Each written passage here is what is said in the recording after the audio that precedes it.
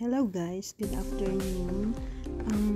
Pupunta na pala kami ngayon sa Walmart kasi nabalitaan ko na may mangga daw doon. Ang lutong daw. Ang sarap isaw-saw sa bagong. Kaya nga, ayan guys. Punta kami sa Walmart kasi pwede naman mag-walk papunta doon. Ayan guys. Sama-sama kami maglalakad. Ang sarap guys maglakad ngayon.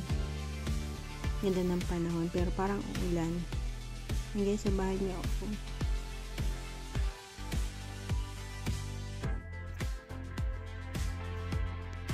Thanks for watching guys.